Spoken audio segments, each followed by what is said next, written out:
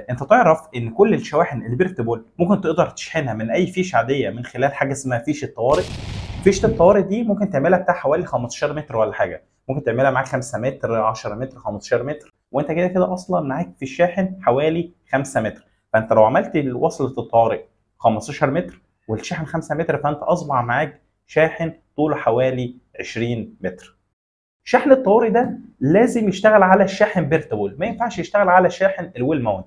ليه الشحن البيرتبل؟ لان الشحن البيرتبل ده بيكون شاحن متغير من 10 امبير لحد 32 امبير، بيكون مثلا 16 22 24 32 معاك، تمام؟ بس بيكون الستارت معاك من اول 10 امبير. فبالتالي بتعمل وصله الطوارئ دي وبتظبط الشاحن ده على 10 امبير وتشحن عربيتك في اي فيشه عاديه خالص، تمام؟ طيب ايه المتطلبات بتاعتها؟ وهتجيب سلك 2 في 6 او 3 في 6، بس خلينا دلوقتي نشتغل بسلك 3 في 6 السويدي.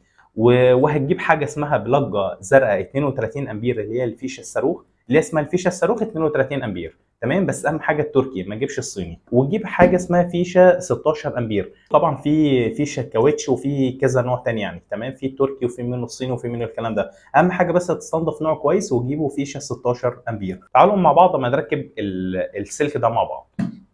يلا بينا. طبعا ده سلك السويدي، ده سلك 3 في 6.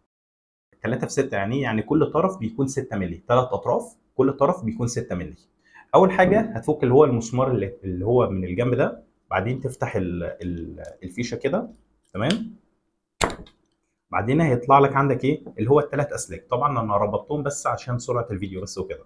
طيب عندك هنا الكهرباء، عندك هنا الارضي، عندك الطرف ده بيكون الارث، تمام؟ اللي هو بيكون ده، مش عارف يكون باين ولا لا، اللي هو في الطرف ده. لكن الطرفين اللي هم موجودين دول هنا الارض والكهرباء، تمام؟ على الجانب الاخر، تمام، اللي هي الفيشه اللي هي ال 32 امبير، طبعا هنوصل دي هنا، تمام؟ وهيكون عندك هنا اللي هي حرف ال ده الكهرباء، اللي مكتوب عليها ال 500 في ده بيكون الارضي. عندك اللي هي الثلاث شرط اللي هي البي اي اللي هي بيكون الارث. هنوصل الكهرباء بتاعتنا هنا في ال. بعد ما وصلنا الكهرباء هنوصل كمان الارضي. خلي خلي الارضي يكون باللون الازرق، تمام؟ وخلي الارث يكون باللون الاصفر. اوعى تتلخبط ما بين الارث هنا والارث هنا. الارث هنا بيكون لون اصفر، الارث هنا برضو بيكون لون اصفر. اوعى تركب الاحمر هنا مكان الارث، انت كده هتبوظ الشحن بتاعك، تمام؟ اهم حاجه الارث، الارث هنا البي اي هنا ارث، الارث هنا، هنا الكهرباء هنا الكهرباء، هنا الارض هنا الارضي. وصلة الطوارئ لو بدلت ما بين الكهرباء والارض او الكهرباء والارض مع بعض مفيش ادنى اي مشكله فيهم، تمام؟ طالما الطرفين هنا متوصلين بالطرفين المسمارين اللي هنا، والارث طبعا يكون متوصل هنا. وفي تركايه في الارث كده بقول لك عليها دلوقتي. طيب بس نربط بس المكان الارضي، تمام؟ بعدين نيجي مكان الارث حاطينه معانا، تمام؟ ونتاكد ان الاسلاك كلها متربطه كويس. بعدين نقوم احنا قافلين اللوك بتاعنا، تمام؟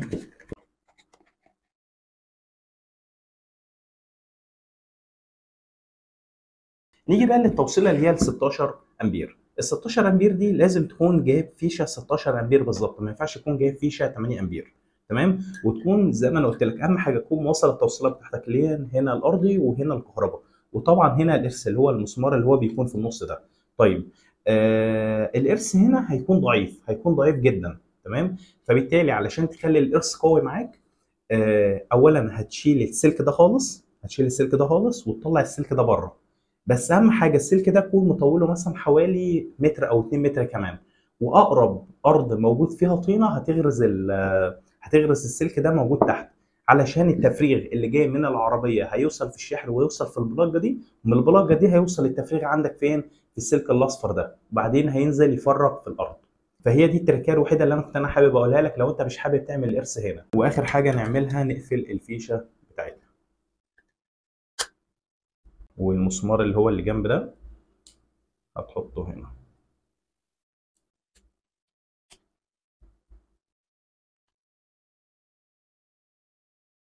وطبعا حاجة زي كده ما ننساش اللزق بتاعنا.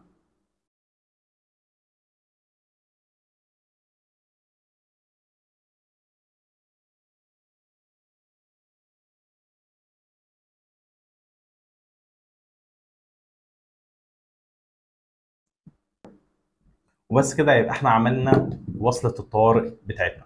تعالوا بنطلع نجربها دلوقتي. اول حاجة هنعملها ان احنا نوصل الفيشة دي في الفيشة الصاروخ اللي احنا لسه عاملينها بالطريقة دي كده.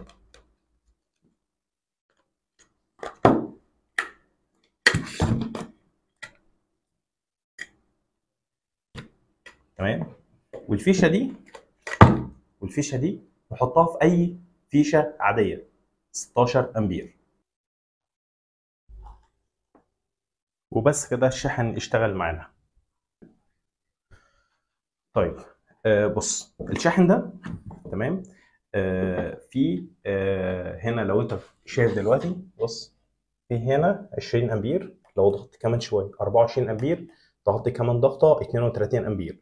طيب طالما انت بتستخدم شاحن الطوارئ ده، يبقى انت المفروض تستخدم 10 امبير بس. تمام، 10 امبير، ما ينفعش تعلى عن كده، عشان برضو لو عليت عن كده 16 امبير، اي نعم الفيشه دي هتستحمل والكيبل هيستحمل والفيشه اللي في الحيطه هتستحمل، بس انا مش عارف السلك اللي هو متوصل على الفيشه ال 16 امبير الموجوده في الحيطه ده سلك كام ملي، وهل السلك ده صريح ولا لا، يعني هل في احمال موجوده على السلك ده تاني ولا لا غير الشاحن ده. فعشان كده انا بقول لك خليك في الامان، طالما انت تشحن شاحن طوارئ خليك في ال 10 امبير، افضل واحسن وامن ليك، امن للفيشه وكمان امن للعربيه، وعشان ما يحصلش فيه اي قفله ولا اي حاجه من الكلام اللي احنا بنشوفه حاليا ده.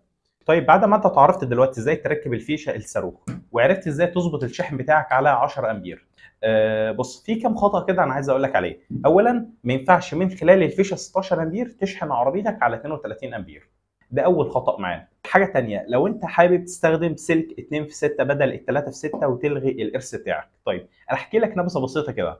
عارف لما انت بتكون رايح تلمس الثلاجه بتاعتك وتحس ان في زي نظام ذبذبه كده على الثلاجه، ده نتيجه ان وجود شحنات زياده في الثلاجه، فهي طرحت على الثلاجه، فبالتالي بتحس بالذبذبه دي. طيب لو انت مش عامل ارث في شحن الطوارئ ده، بالتالي هتحس ان في ذبذبه، اي حد هيلمس العربيه يحس ان في ذبذبه على العربيه، تحس ان في حاجه بتكهربه، ولكن هي مش كهرباء، ولكن هي زي نظام شحنات زياده العربيه بتفرغها على الباطي بتاعها.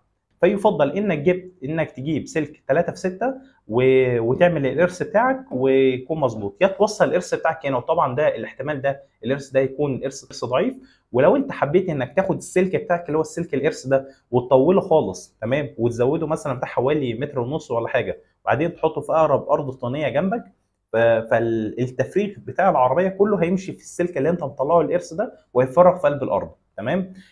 وده افضل حل بصراحه، انا شخصيا بفضل الحل ده. لكن الحل الثاني اوقات بضطر ان انا ما بيكونش معايا شاحن طوارئ، بضطر ان انا اجيب سلك 2 في 6 تمام، واجيب الفيشه الصاروخ، واجيب اللي هي الفيشه ال 16 امبير، واوصل الارض والكهرباء، والارض والكهرباء هنا، وما بعملش ارث، فبالتالي ان انا بحس ان العربيه في زي نظام وجود ذبذبات كده على العربيه.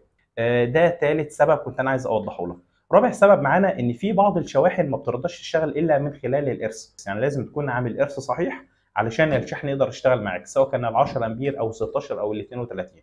تمام. ففي الحاله دي هتلجا للخطوه الاخيره اللي انا قلت لك عليها، انك هتزود السلك ده بتاع حوالي 3 4 متر ولا حاجه، وتنزله في الارض بعمق مثلا حوالي 30 سم او 40 سم، علشان الارث يسمع في الشاحن بتاعك. الناس اللي كانت بتسال طول السلك ده يكون كام متر، السلك ده يكون مثلا حوالي معاك 5 متر، معاك 10 متر لحد 15 متر، زي الفل معاك، وانت كده كده اصلا الشاحن ده معاك حوالي 5 متر، فانت كده اصبح معاك الشاحن طوله حوالي 20 متر، فده يعني طول مناسب جدا لاي حد مثلا ممكن يقدر يستخدمه. عايز اقول لك اقرب بس فيشه تشحن بيها عربيتك بس وخلاص.